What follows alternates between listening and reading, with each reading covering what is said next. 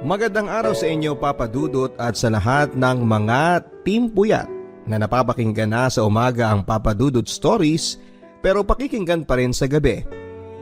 High school pa lamang kami ay paborito ka na namin, pero nakakatuwa na araw-araw ka pa rin napapakinggan. Meron pang exclusive story sa YouTube. Ang kwentong aking ibabahagi sa inyo ay nangyari po sa akin long time ago.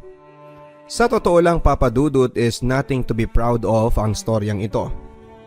Pero na-realize ko na baka kahit papaano ay may kaunting aral pa rin akong maibahagi sa inyong programa. At nais ko din pong humingi ng tawad sa isang taong naging espesyal sa aking kwento. Dear Papa Dudut, ako po si Eric, hindi ko po tunay na pangalan. At kasalukuyang nakatira dito sa Maynila. Ang story ko po, Papa Dudut, ay matagal ng panahon po nangyari. Siguro po ay mga nasa edad 16, going 17 pa lamang ako. Noong panahong hindi ko pa naiintindihan ang mga tama at mali sa mundo. Ang sabi nila kapag ganyang edad ay panahon pa ng curiosity at exploration, yung manghang-mangha ka sa lahat ng mga bagay sa mundo. Sa katunayan, Papa Dudut, ay curious ako noon sa kung ano nga ba ang pakiramdam kapag naging miyembro ka ng isang gang. Ang sabi nila, kapag member ka daw ng isang gang ay protektado ka. Hindi ka basta-basta magagalaw ng kahit na sino dahil alam nila na may mga tropa ka na tutulong sa'yo para balikan kung sino man ang nakaaway mo. At dahil dito ay naengganyo ako, Papa Dudut, na sumama sa isang gang sa lugar namin. Bilang miyembro ay kailangan mong pagdaanan ang ilan sa mga seremonyas at pagsubok na lahat naman ay naipasa ko. Dito ko rin nakilala sina Christian at Pong, mga kapwa ko menor de edad, pero handang masaktan at harapin ang mga pagsubok maging gang member lamang. Marahil ay nagtataka kayo kung bakit sa murang edad ay ganito na ako mag-isip, Papa Dudut. Pakiramdam ko kasi ng mga panahon na yon ay walang ibang nagmamahal sa akin. Ang nanay ko ay isang Japayuki. Anak ako ni Mama sa isang Hapon na hindi ko naman nakilala na. Nakatira lamang ako sa bahay ng tita kong bakla na nagtatrabaho bilang staff sa kabilang barangay. Pinag-aaral ako ng nanay ko dahil galante ang tatay ng mga stepsisters kong mga legit na Japanese dahil hindi na sila marunong magtagalog. Buwanan silang nagpapadala ng pera pero madalas ay inuubos ko lang ang pera sa pag-standby at pag-iinom. Madalas akong absent, Papa Dudut. Para saan pa ang pag-aaral ko kung wala naman akong dahilan para gawin yon ng maayos? Okay na ako na may perang buwanang dumarating sa akin. Total ay yun naman ang depenasyon ng nanay ko ng pagmamahal. Pera-pera lang. Si Christian naman ay kapitbahay ko, ay anak ng nanay niya lang. Wala din kasi siyang tatay at ang sabi-sabi ay pokpok daw ang nanay ni Christian na nabuntis ng lalaking hindi nito kilala. Si Pong naman ay adik ang mga magulang. Parehong lulong sa drugs at kapag walang mahit-hit ay si Pong ang pinag-iinitan. Kaya ayon, mas pinili ni Pong na huwag na lamang umuwi sa kanila at sa kung kani-kaninong bakla nakikitulog at nakikipagrelasyon. Silang dalawa ay ang mga naging batchmate ko sa mga bagong recruit sa gang at sila ding dalawa ang mga naging close ko sa mga barkada. Para bang mga kapatid na ang naging turingan namin sa isa't isa. Isang araw ay may bagong tayong parlor sa aming lugar. At dahil bagong parlor ay may bagong tatambayan na naman si Pong. Kilala kasi si Pong sa lugar namin bilang tirador ng mga bakla. Magpapakyut lang si Pong, may 150 agad siya. May sapatos, damit o kaya naman ay bagong motorsiklo. Doon kasi nakuha ni Pong yung mga kung ano ang meron siya. sa pamamakla, bagay na hindi naman niya kinakahiya, at sa katunayan ay proud pa nga siyang ikwento kung anong ginawa niya para lamang magkapera. Natatawa na lang kaming dalawa ni Christian kapag nagsishare sa amin si Pong kung paano siya nagkaroon ng easy money nang dahil lamang sa bakla. Baka naman magkatulo kanyan pre, pantutokso sa kanya ni Christian. Matibay to tol, syempre nag-iingat tayo. Kaya nga may condom baka mamaya magka-aida pa ako. Pagtatanggol naman ni Pong sa sarili niya. Aida ang tawag namin noon sa AIDS. Ako naman papadudot ay patawa-tawa lang na nakikinig sa kanila. Opening day ng bagong tayong parlor sa lugar namin, kumatok sa bahay ko sina Christian at Pong at may dalang pansit, ulam, Shanghai at barbecue pa. Saan to galing? Tanong ko. Saan pa kundi dun sa mga bakla sa kanto. Nagpa-blessing sila ng pwesto nila. Kaya pagkalis ni Father, sumalisi kaagad kami. O eto may take out pa. Etong fried chicken, bigay ni Steve, yung bagong jojowain ni Pong. Natatawang sabi pa ni Christian. Sira ulo, pagsusuway naman ni Pong kay Christian. Pare, tinatanong ni Steve kung pwede ka daw dumalaw mamaya sa kanila. Libre, gupit ka daw. Seryosong sabi ni Pong sa akin. Paano naman niya ako nakilala? Tanong ko. Nakikita ka daw niya madalas na dumadaan dun sa salon nung ginagawa pa lang. Kasi siya ang manager noon. Mukhang ikaw yung nataypan Sa totoo lang, sa'yo tong manok pinabibigay niya. Nakangiting sabi sabay kindat pa ni Pong. Nag-aamoy allowance pantutok sa pa ni Christian. Ako naman papadudot ay patay mali siya lang. Pero nararamdaman ko ang pagkagalak na may isang tao na nagugustuhan ako kahit na hindi pa niya ako nakikilala. Hindi nga nagtagal ay hindi na rin ako nakaiwas na makilala ng personal si Steve, papadudot. Mga nasa edad 40 na siguro siya. Slim, tahimik lang at kung hindi mo kakausapin ay mapagkakamalan mo siyang babae. Yun nga lang, halata mo na rin na may edad siya dahil may konting kulubot na sa mga kamay niya. Marahil ay nakuha niya yon sa kakariband, gupit, tapos ay siya din noon ang nagsashampoo sa mga clients nila. 10 years bago ko naging ganap na manager ng marami na ring malalaking salon sa Maynila. Pero mas pinili kong dito na lang sa barangay natin humawak ng salon. Sa pakiusap na rin ng isang matalik na kaibigan. Bale, siya talagang may-ari ng parlor na ito. Mahabang paliwanag ni Steve habang ginugupitan niya ako. Sa totoo lang, papadudot ay hindi na siya humahawak ng buhok hanggat maaari. Maliban na lang kung yung mga bigatin at regular clients niya ang magpapagawa. Kaya nagtataka kaming lahat kung bakit mas pinili niyang siya ang humawak sa ulo ko. At syempre, libre gupit ako. Hindi po kami magkarelasyon, papadudot, pero parang gano'n na nga.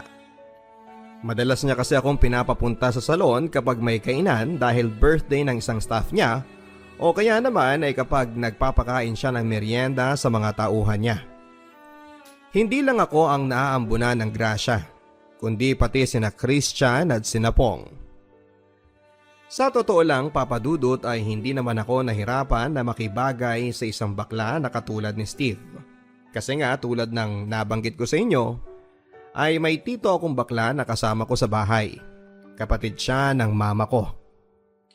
Siya lang at si Lola ang tanging kasama ko sa bahay. Okay naman yung tito ko pero mahigpit talaga siya na klase ng tito.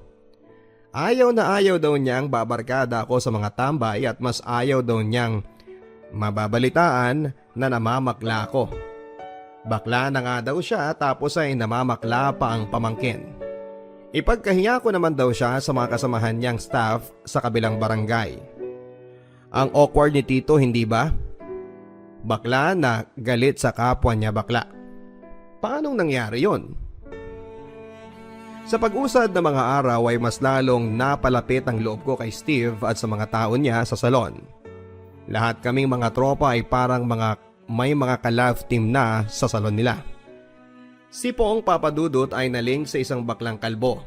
Si Christian naman ay sa baklang walang ngipin. At ako naman, hindi man nila matukso, ay si Steve naman ang naliling sa akin. Alam nilang lahat na ako ang apple of the eye ni Steve. Tahimik na bakla kasi si Steve Papadudut. Yung bang magdadalawang isip ka na tuksuhin siya o pagtawanan dahil para siyang babaeng kumilos. Nang mga panahon na yon ay madalas kong nakakausap sa gabi at nakaka-text si Steve. Sari-sari ang mga pinag-uusapan naming problema ko sa buhay. Pagiging salungat namin ng tito kong bakla, yung kakulangan ko ng atensyon sa nanay ko na hindi ko din ka-close at kung ano-ano pa. Isang araw Papadudot ay napatrobol ang gang namin ni Pong at Christian. Sa totoo lang ay hindi naman kami direktang kasali sa away. Pero dahil nga sa miyembro kami ng gang, ay pinag-iingat kami mga kagrupo sa maaaring ganting balik daw na gawin sa sinumang member sa amin. Nang mga panahon na yon ay uso pa ang paggamit ng sumpak. Alas 7 ng gabi habang nakatambay kami sa tapat ng salon ni Steve, ay isang malakas na putok ang umalingaw-ngaw. Bumagsak kaagad si Pong sa aming harapan. Tinamaan ng sumpak mula sa grupo ng kabataan na hindi namin namukhaan. Laking pasasalamat na lang namin dahil umabot pa ng buhay sa ospital ang noon ay nag-aagaw buhay na si Pong. Ganon pala kapag malapit ka nang mamatay Papadudut. Ang una mong pangalang sasabihin ay pangalan ng taong malapit sa'yo. Yung kasi ang narinig ko kay Pong, pangalan nung baklang jowa niya. Parang comedy sa akin yon Papadudut. Kasi bakit hindi man lang Lord o kaya naman ay pangalan ng nanay niya. Parang pang pelikula. Pero pangalan ng bakla yung narinig kong sinabi niya. Matapos ang ilang buwan ay tuluyan namang nakarecover na si Pong mula sa kamalasang inabot niya. Nagpalamig muna kami sa paglabas-labas at tanging sa loob ng salon na lamang kami tumatambay o kaya naman ay sa bahay namin para safe. Ang huling balita ay nahuli na yung lalaking namaril ng sumpak kay Pong. Pero dahil na rin sa pangyayari ay lagi na akong pinagagalitan ng tito ko sa tuwing nababalitaan niya na nagpupunta ako kina Steve. Gusto mong may skandalo ko yung matandang baklang yon? Kapag umulit ka pang tumambay sa parlor nila ha? Sumisigaw na sermo ng tito kong bakla sa akin. Ako naman sa tuwing nagagalaiti siya ay tumatahimik na lamang ako para iwas sa paglala ng gulo. Kapag nakangatwiran kasi sa kanya ay mas lalo siyang nagagalit. At dahil madalang na nga kaming nakakadalaw kina Steve ay iba naman ang pinagkabalahan ng tropa namin. Mga babae naman. Dito na ako unang nagka-GF na itago na lang natin sa pangalang Jelay. Sexy, maganda, makinis at parang si Jelay Andres. May nangyari na rin sa amin isang beses pero kamalas-malasan ay nahuli pa kami ng tito ko. Dahil dito ay katakot-takot na sermon ang tinanggap ko mula sa kanya. Huli kasi sa akto na nagsisex kami sa kwarto at si tito nga mismo ang nakakita. Pinaghiwalay kami dahil pareho kaming minor de edad ni Jelay. Sobrang sakit Papadudot na mawalay sa babaeng pinakamamahal mo. Kahit mama ko sa Japan ay galit na galit sa akin. Puputulin daw niya ang sustento ko kapag pinagpatuloy ko ang pakikipagrelasyon kay Jelay. Hindi pa ako handa Eric na magkaapo sa iyo ha. Palalayasin kita sa bahay kapag hindi mo tinigil yung pang-aano mo sa kapwa mo minor de edad. Naninigaw sa FaceTime na sabi ni mama. Madalang na nga lang kaming nag-uusap tapos eto magbabangayan pa. Mga isang buwan yata akong hindi pinalabas ng bahay. Tinakot kasi akong hindi nila ako bibigyan ng allowance kapag pinagpatuloy ko ang pakikipagkita ko kay Jelay. At makalipas nga ang isang buwan, paglabas ko nga ng bahay, lahat ay nag-iba. Pati ako nag-iba. Nalaman ko kasi na si Christian ang bagong boyfriend ni Jelay. at nagsisex sila. Dahil sa babae ay nagkagulo ang tropa. Si Pong ay nagtatago at nagpapagaling. Si Christian naman, kinana ang GF ko. Pero dahil naiisip ko na hindi naman worth it na habulin ko pa si Jelay, ay si Steve na lang ang pinuntahan ko. Wasak na ako, Steve. Hindi ako makapaniwala na gagawin sa akin ng tropa ko to. Naiiyak na sabi ko noon habang lasing na lasing. Si Steve naman ay matamang nakikinig lang sa akin. Matagal na panahon yata bago ako nakamove on ng tuluyan sa ginawang panloloko sa akin nila Jelay at ni Christian. Mabuti na lamang at nandyan lagi si Steve para umalalay sa akin sa panahon na wala akong makakausap at ibang matatambayan. Umuupa ng isang maliit na studio type si Steve, Papadudut. Mga isang sakay lang mula sa parlor at kung masipag-sipag ka ay pwede mong lakarin. Mga 4 na kanto lang yon. Sa tuwing naiinip ako at wala akong magawa sa bahay ay kina Steve ako madalas na tumatambay. At madalas ay doon na rin ako natutulog. Pero wala pong nangyayari sa amin ha. Hindi po kasi ugali ni Steve ang magparamdam na gusto niya yon. Tahimik lang siya na nakikinig at nag-a-advise sa akin. Para ko na siyang ate na handa laging umalalay sa oras na kailangan ko ng makakausap. Nawiwili lang ako makitambay sa bahay niya kasi mahilig siyang magluto at sa kanya din ako nagpapalaba ng mga uniform ko sa school. May libreng wifi pa. Salamat kay Steve dahil kahit papaano ay nakakalimutan ko na rin ang mga naging problema ko. Pero akala ko lang pala yon. Isang araw ay nakarating sa akin ang balitang buntis si Jelay. At syempre, si Christian ang ama. Akala ko noong una ay hindi na ako affected. Pero yun pala, masasaktan lang ako. At dahil sa lungkot ay nagawa kong maglasing sa bahay pa lamang at nung lumakas na ang tama ay kinato ko na sa Steve sa bahay niya. Mga 11:11 yata ng gabi yon. Ang naaalala ko lang noon ay iyak ako ng iyak. Hinahanap ako ng tito ko pero hindi ko na nireplyan ang text niya. Mas pinili kong puntahan ang isang kaibigan para humanap ng karamay. Sa pagbukas ng pintuan ay agad kong niyakap si Steve. Mamang Steve, iyak lang ako ng iyak at hindi ko na nagawang ikwento sa kanya ang lahat. Ang alam ko ay na-blackout na ako at konting detalye na lamang ang naaalala ko. Hubad ako at alam ko na hinubaran ko din si Steve pero naaalala kong tumatanggi siya. Kinabukasan ay tinutuon ng tita kong bakla ang sinasabi niya sa akin na iiskandalohin niya si Steve kapag nalaman niya na nakikipagrelasyon ako dito.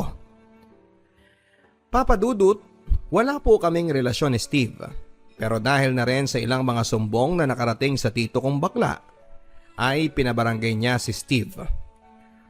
Ang naaalala kong usapan sa barangay, dahil nga sa minor de edad ako, ay pwede raw mademanda si Steve dahil sa ginawa nito sa aking pagpapatuloy sa bahay niya.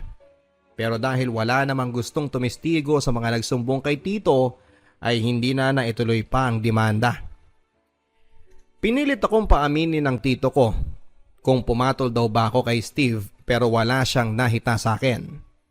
Ni hindi ko na rin nakausap pa si Steve after ng skandalong yon.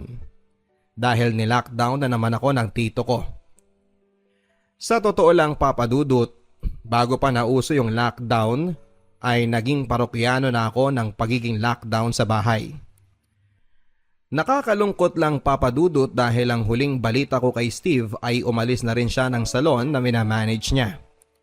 Hindi daw kasi nakayanan ni Steve ang kumakalat sa lugar namin na pangmumulestya niya na si tito mismo ang nagpapakalat. Sa tuwing naaalala ko yung nakaraan ko Papadudut, ay alam ko na nothing to be proud of naman talaga. Kaya nga ni isang pangalan ay wala akong ginamit na totoo. Kahit pangalan ko sa kwento ay malayong malayo sa totoong pangalan ko. Pero naglakas loob na rin akong ikwento sa iyo Papadudut ang story ko Dahil na rin sa pagbabakasakaling nakikinig si Steve. Naaalala ko na ikaw kasi ang linggo-linggo naming pinakikinggan sa radyo noon. At kahit sa YouTube ay ikaw pa rin ang libangan nila. Kay Steve, gusto kong humingi ng tawad sa iyo. Mula kasi na nangyari yung skandalo naming dalawa, Papa Dudut, ay hindi ko man lang nagawang mag-text sa kanya. Tinapon kasi nila yung SIM card ko. Sa FB naman ay hindi ko siya makita dahil hindi ko naman alam ang totoong pangalan ni Steve at apelyido niya. Steve, kung nakikinig ka man, alam ko na makakarelate ka sa kwento ko. Oo, baka ikaw na nga itong nasa story ko. Gusto ko lang sabihin sa iyo na I love you for being a true friend. And I'm sorry dahil hindi kita nagawang ipagtanggol pa. Aaminin ko na naging special ka sa puso ko. Ang inyong ka-stories, Eric of Manila. Mga ka-stories, si Papa Dudut po ito. Huwag kakalimutan na pindutin ang notification bell para maging updated po kayo sa mga pinakabagong post ng inyong Papa Dudut. Huwag din kalimutan na pindutin ang subscribe button. Ngayong araw sa Papa Dudut Stories. Papa Dudut Stories.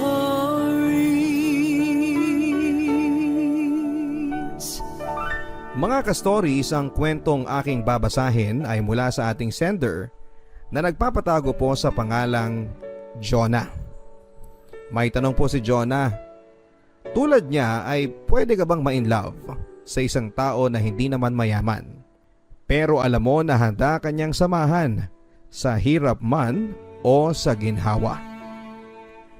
Dear Papa Dudut, magandang araw sa iyo Papa Dudut at sa lahat ng mga tagapakinig mo via online.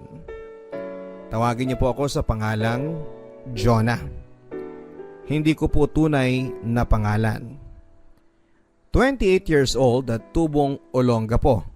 Pero dito na po ako naninirahan sa Pangasinan kasama ng anak ko. Kung sa pisikal na itsura po ang pagbabasehan, Papa Dudut, ay hindi naman po sa pagbubuhat ng sariling bangko. Pero madami po ang nagsasabi na kahawigan ko daw po si Emma Watson. Siya po yung cute na leading lady ni Harry Potter sa pelikula. Amerikano po kasi ang tatay ko, Papa Dudut. Dahilan para lumabas sa pisikal na itsura ko ang kagandahang pang foreigner. At hindi po ako nahihiyang sabihin sa inyong lahat na si mama ko po ay dating GRO sa Gapo. At kung hindi niya inalay ang bulaklak niya sa isang Amerikano, ay malamang ay hindi ako mabubuhay sa mundong ito. Biro lang po Papa Dudut, pero naging vocal naman po kasi sa akin si mama sa biruan namin yon. Hindi ko makakalimutan ang kabataan ko Papa Dudut. Maraming mga kapitbahay at mga kamag-anak namin noon ang giliw na giliw sa akin. Naaalala ko pa nga na madalas akong isali ni mama noon sa kung ano-anong klaseng contest. Singing contest, dancing at pati acting ay sinalihan ko na rin. May pagkaloka-loka din kasi si mama. Bata pa lamang ako ay pinagkakakitaan na niya ako. Pero dahil si mama lang naman ang aasahan sa hanap buhay, ay wala din siyang oras para ipagpatuloy pa ang pagdala sa akin sa mga auditions sa TV sa Maynila. May isang movie project lang po ako na hanggang ngayon ay hindi ko po makakalimutan, na nakasama akong maging extra sa isang pelikula. Na kunwari ay sa Amerika kinunan, pero dito lamang din yon sa amin sa Gapo.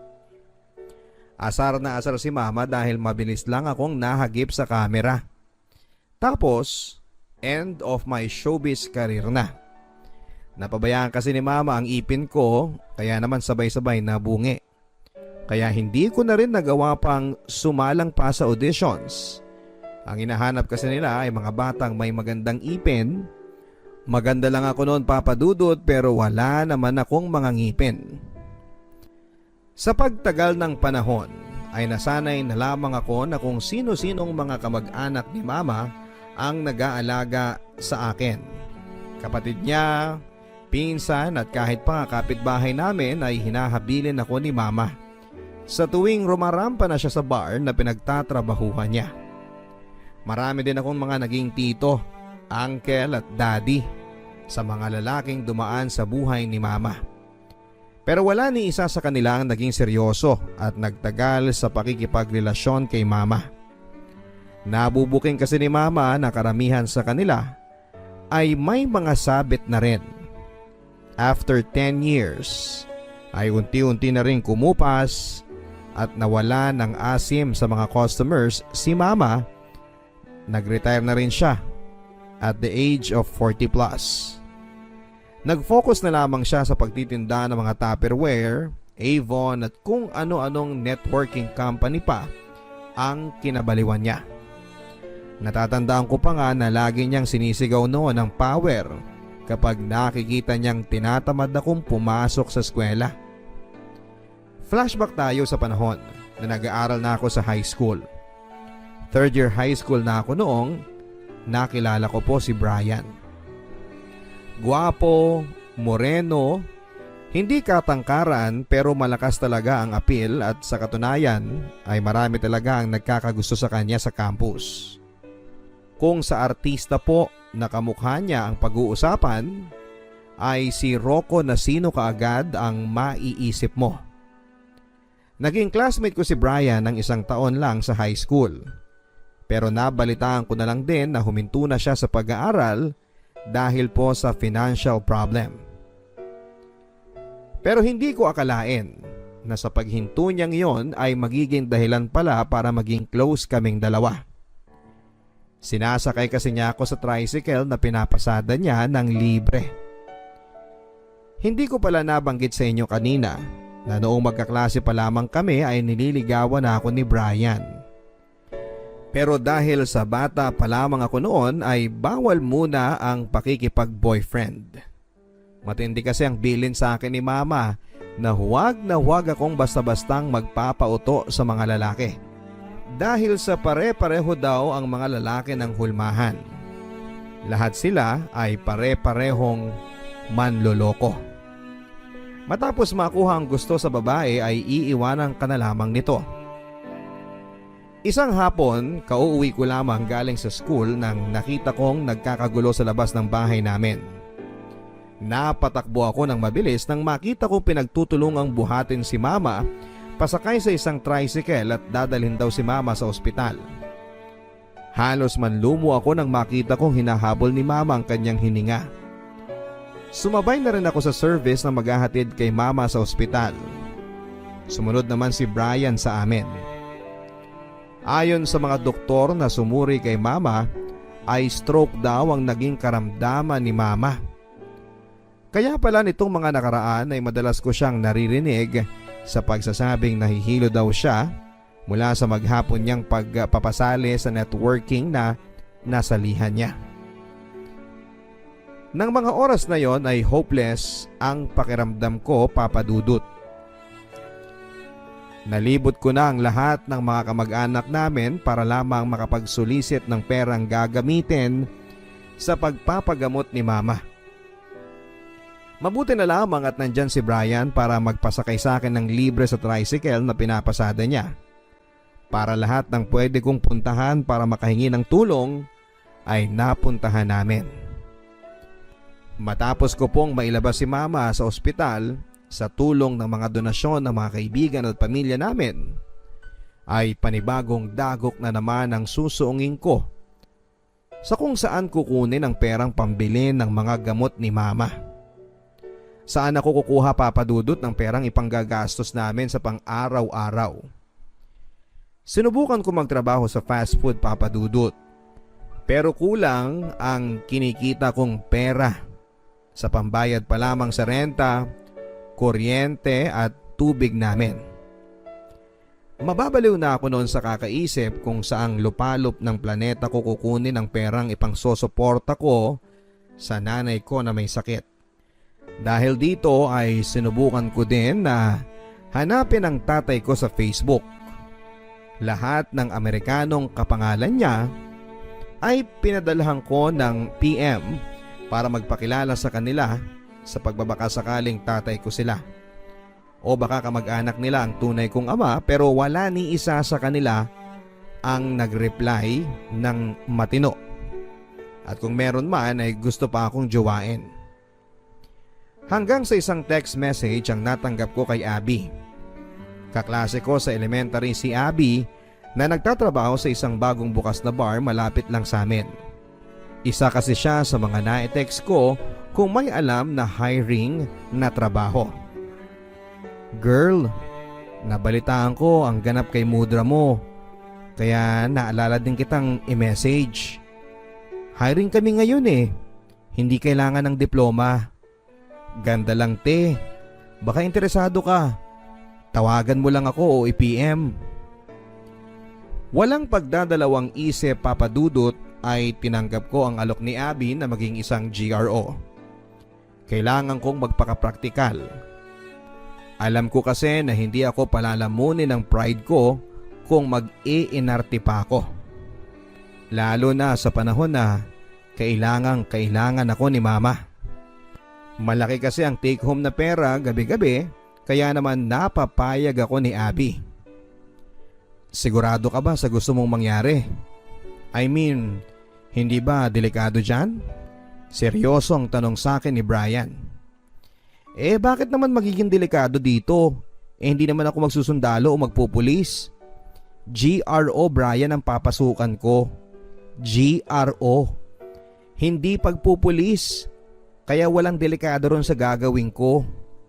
Uupo lang ako at lalasingin ko yung mga customer sa bar. Yun lang. Sarkastikong sabi ko sa kanya. Pero Jonah, hay nako, wala nang pero. G ka ba sa inaalok ko sa'yo? Ikaw na maghahatid at sundo sa akin para safe ako makakauwi ha. Yun nga lang, mapupuyat ka kasi hanggang umagahan to. Mag-alarm ka na lang para magising ka sa madaling araw kapag susunduin mo na ako. Hindi ako napigilan ni numan na gawin ang bagay na alam kong makakatulong sa akin financially. Kailangan kong maging maabilidad at mamamatay kami sa gutom ni mama kung hindi ako magiging matalino sa pagsosolve ng problema ko sa pera. Sa umpisa ay naramdaman ko ang pag-aalinlangan ni Brian sa maaring kahinatnan ng pagiging GRO ko. Pero sa pagtagal ng panahon ay nakita at naramdaman niya sa akin na dapat niya akong pagkatiwalaan na nasa matino pa akong pag-iisip para ialay ang pagkababae ko sa kung sino-sino. Sa paghatid sundo sa akin ni Brian ay mas lalong naging close kaming dalawa. Isang araw bago siya mag-birthday ay nasa plano ko na papadudot na hindi siya batiin at pansinin maghapon. Nang sinundo na niya ako madaling araw sa araw mismo ng birthday niya ay naramdaman kong nagtatampo siya sa akin. I love you Brian. Hindi ko alam kung hindi niya lang ako narinig o talagang wala lang siyang paki sa akin. Ang sabi ko I love you pero suplado ka pala sa personal. Noon naman ay nakita kong napalingon na siya sa akin. Nakita ko na napangiti naman ito. Ihinto mo dyan sa may 7-Eleven. Ang sabi ko pa sa kanya. Agad naman siyang pumarada sa tapat ng 7-Eleven. Wait lang ha, ang sabi ko. Pero sa paglabas ko ay nakita ni Brian na may dala akong cupcake na may kandila pa sa ibabaw. Sinindihan ko yon at kinantahan ko siya ng happy birthday. Sabay sabi ko rin sa kanya ng I love you. Brian, wala akong na-ready na material na bagay ha. Pero may mamahaling regalo pa rin akong ibibigay sa'yo. Yung mamahalin din kita forever. I love you. Sinasagot na kita. Halos maluha noon si Brian sa sorpresang bigay ko sa kanya papadudot. Hindi rin daw niya akalain na kaya ko siyang i-prank maghapon na kunwari ay kinalimutan ko na magbe-birthday na siya. Tuwang-tuwa si Brian na sa wakas ay naging kami na. At mula nga noon ay mas lalong tumibay ang pagmamahala naming dalawa. Kulang na nga lang ay magpakasal kami dahil wala nang taong makapaghihiwalay sa amin. Aaminin ko sa inyo, Papa Dudut, na 1 linggo mula nang sinagot ko si Brian ay pinaubaya ko na rin sa kanya ang pagkababae ko. Ibinigay ko na sa kanya ang flower ko. Yun ang biruan naming dalawa. At hindi naman ako nagsisisi na pumayag ako na angkinin niya ang pagkababae ko. At dito ko rin mas napatunayan sa kanya na siya lang ang lalaki sa buhay ko dahil siya ang nakauna sa akin at wala nang iba pa. Bukod sa pagiging boyfriend bodyguard, Papa Dudut, ay naging katuwang ko din siya sa pag-aalaga kay mama.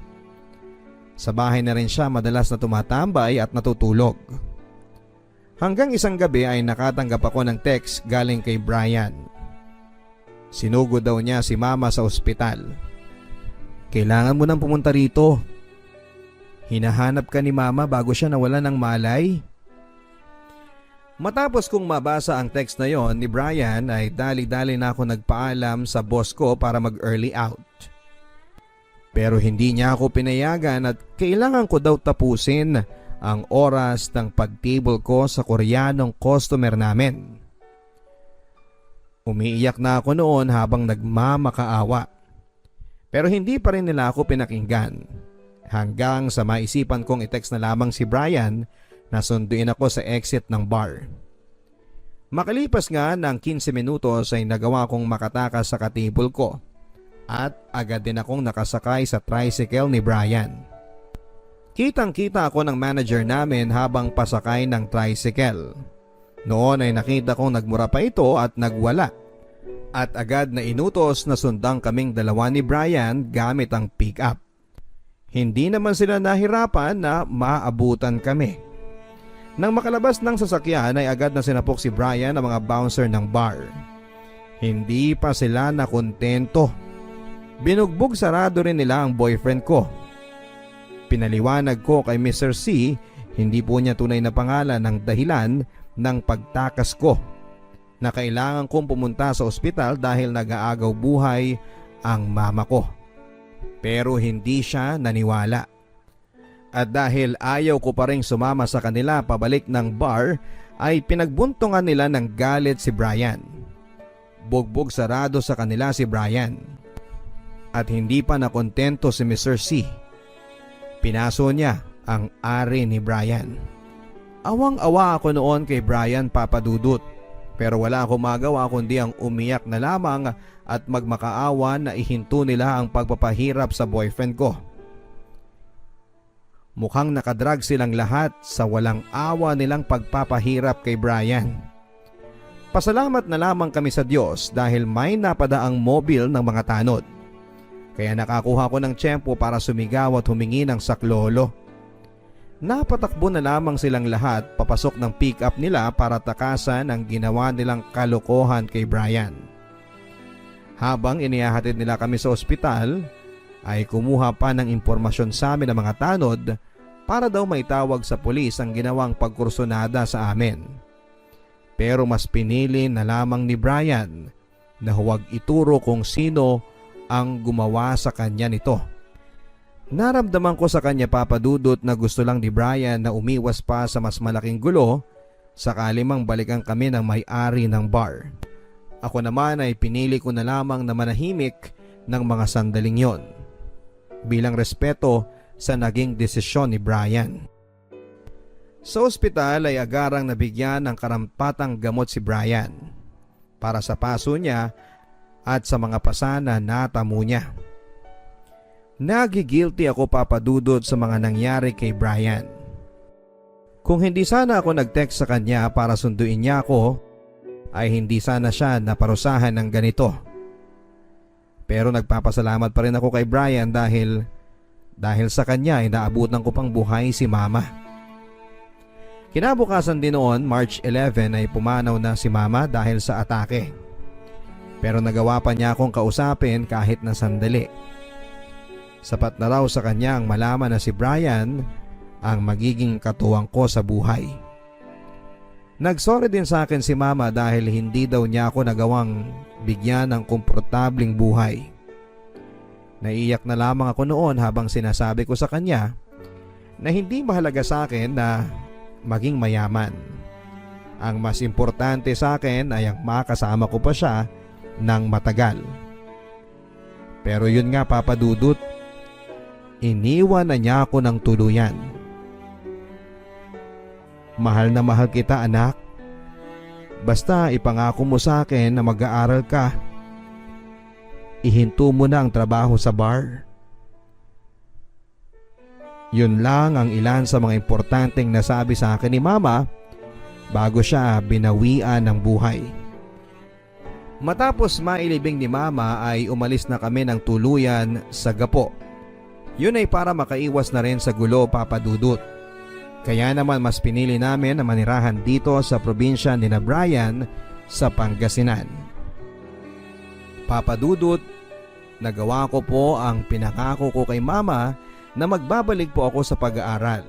Sa katunayan ay nakatapos po ako ng 2-year course na Hospitality and Restaurant Services.